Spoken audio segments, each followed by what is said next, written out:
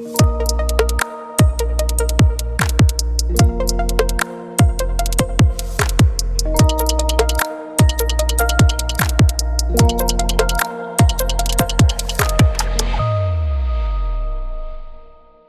القداسة هي دور ربنا ولا دوري أنا لوحدي؟ ولا هو دور مشترك بيننا احنا الاثنين؟ ناس كتير تعتقد إنه القداسة هي دورها لوحدها، أنا بشتغل وربنا بيقف يتفرج عليا. دي فكرة غلط جدا.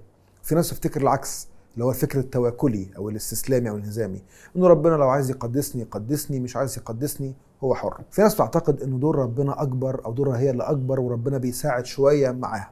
الأفكار دي كلها في ضوء كلمة ربنا مش صحيحة. مثلا بولس في رسالة فيليبي والإصحاح الثاني بيقول كده للكنيسة هناك، بيقول لهم تمموا خلاصكم بخوف ورعدة. بس مش بيسكت، لأنه لو سكت هنفهم من كده إنه القداسة هي دور الإنسان بنسبة 100%.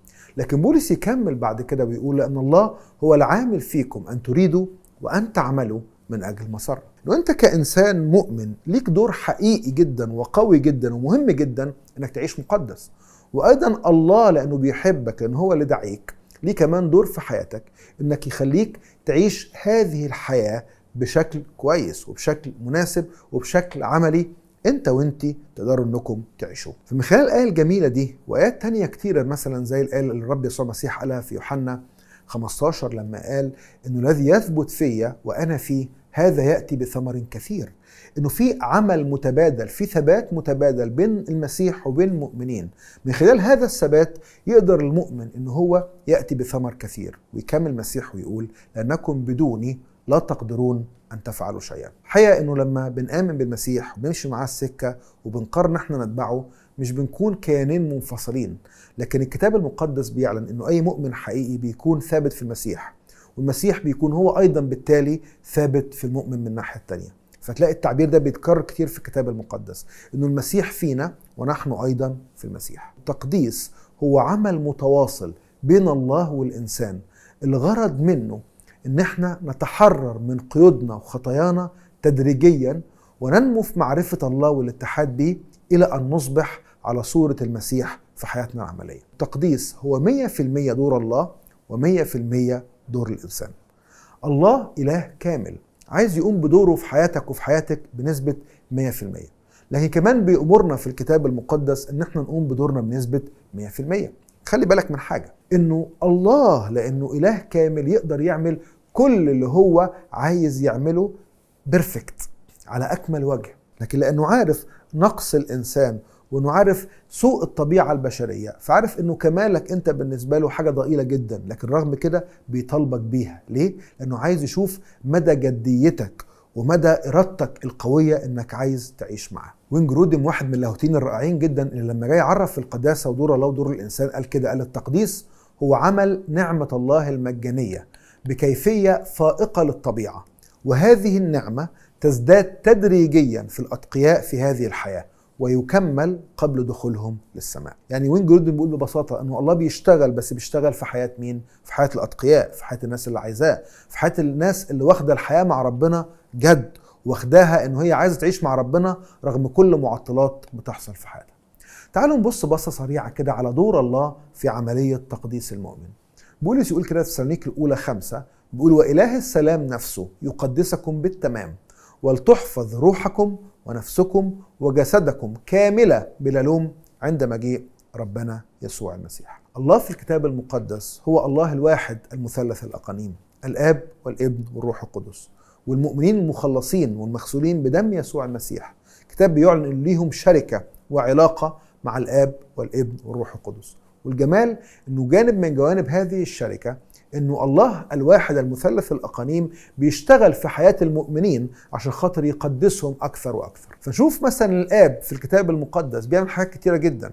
فزي ما كنا بنقرأ مثلا إن هو العامل فينا أن نريد وأن نخلص. في عبرانيين 12 بيقول إن هو بيأدبنا لما بنحيد ولما بنضل ولما بنبعد ولما بنستهين بعمل الله في حياتنا، إنه لأنه أبونا فهو بيأدب المؤمنين، فالتأديب هو نوع من أنواع القداسة. كاتب الرسالة العبرانيين بيقول لهم افرحوا لما تأدبوا، لأنه أي ابن أبوه مش بيأدبه، بالعكس أنتوا بتأدبوا فأنتم كده بنين وأبناء لله الآب. مش بس كده، في عبرانيين 13 كمان بيقول هو بيكمل نقائص عبادتنا وخدمتنا وحياتنا بشكل كبير جدا، لأنه أبونا الصالح اللي بيحبنا. وفي بطرس الأولى 5 بيتكلم عن الآب، بيقول إنه إله كل نعمة ويكملكم ويثبتكم ويقويكم ويمكنكم. فالله الآب لما بيشوفك ضعيف، لما بيشوفك واقع، لما بيشوفك بتزوغ، لما بيشوفك مش قادر تكمل، بيعمل فيك، بيأدبك، بيكملك، مش بس كده، يثبتك ويقويك ويمكنك. طب الله الابن يسوع المسيح له كل المجد بيعمل ايه في حياتنا؟ اول حاجة هو المثال اللي بطرس الرسول بيتكلم انه الانسان محتاج في حياته نموذج، ونتكلم عن فكرة فقدان النموذج وفقدان القدوة في حياتنا بشكل كبير جدا. فالكتاب المقدس بيعلن لينا ان المسيح ترك لنا مثال لكي نتبع خطواته. وفي كورنثوس الاولى 1 بولس بيعلن المسيح هو قداستنا، هو برنا، هو الشخص اللي بنبص عليه كده ونشوف الرول موديل بتاعنا، النموذج اللي حقق كل مطالب القداسة الإلهية، وكل السلوكيات والأخلاقيات تمت في شخص المسيح اللي قال ما جئت لأنقض بل لأكمل. المسيح اللي أكمل عنا كل بر. فاحنا بنشوفه بنقول الله هو ده الإنسان الكامل اللي احنا مدعوين ان احنا نعيش على صورته. دور كمان من أدوار المسيح في قداستنا بيتكلم عنه في رومية 8 وفي رسالة يوحنا الأولى 1 إنه قائم عن يمين الآب بيشفع فينا. يعني يشفع يعني يشجع، يعني يشفع يعني يسند، يعني يشفع يعني يقويك، يديك نعمة، يرسل ليك معونة وقوة من عنده من السماء لما تكون ضعيف وواقع. مسيح بالنسبة لنا في يوحنا الأولى 2 بيتكلم كده، بيقول إنه لو أنت عايز تختبر ثباتك في الحياة المسيحية والحياة المقدسة الحقيقية، لازم تكون بتسلك كما سلك المسيح بالظبط. من قال أنه ثابت فيه ينبغي أنه كما سلك ذاك هكذا يسلك هو أيضا. أجل آخر الأقنوم الجميل، وهو الروح القدس اللي حاضر في حياتنا واللي ملينا واللي ساكن جوانا. يتكلم بطرس كده الروح القدس هو اللي بيقدسنا، من اسمه هو روح القداسة.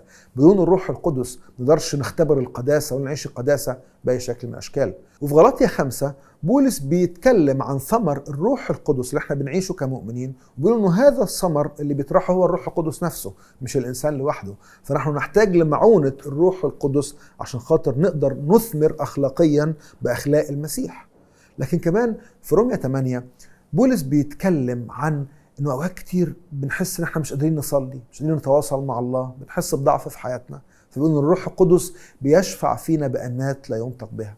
ودي حاجة أنا شخصيا اختبرتها، إن في أوقات بقى مش قادر أتكلم مع ربنا، مش قادر أتواصل معاه، مش قادر يطلع من جوايا صلاة أو تسبيح ليه بأي شكل من الأشكال. فبقول له يا روح الله القدوس اللي أنت ساكن وعايش فيا، من فضلك افتح شفتي وليخبر فمي بتسبيحك. لما بنقع وبنزل وبنتوه وبنضيع عن طريق القداسة، يقول كده الكتاب المقدس لا تطفئوا الروح القدوس. الروح القدس بيقولك أنت ماشي غلط. يا بخت اللي عنده ودان مفتوحة وأذان صاغية لصوت الروح القدس في حياتك. يقول بولس كده وأما الآن فاطرحوا عنكم أنتم أيضا الكل. إيه الكل ده يا بولس؟ الغضب، السخط، الخبث، التجديف، الكلام القبيح من أفواهكم. أنت ليك دور كمؤمن أنك ترفض كل هذه الأمور الشريرة اللي بتعيق علاقتك وشركتك مع الله.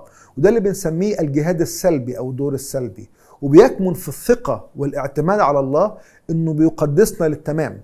فبنطلب منه دايما في الصلاة وقبل كل شيء يا رب نقيني قلبا نقيا اخلق فيا يا الله، وروحا مستقيما جدد في داخلي. بقول له يا رب أنا مش عايز أعيش الحياة دي، أنا برفض يا رب أعيش في الخطية، برفض أعيش العالم، برفض أن أنا أطيع إبليس في حياتي بأي شكل من الأشكال. لكن كمان في دور إيجابي، وهو يكمن في السعي والجهاد في طاعة الله، وأنك تسير بحسب وصايا الله في حياتك العملية.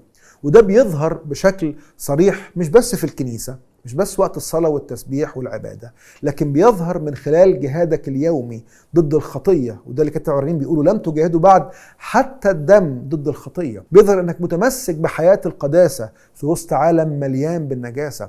بيظهر انك عايز تعيش انسان تقي برغم الظروف ورغم العالم اللي احنا عايشين فيه.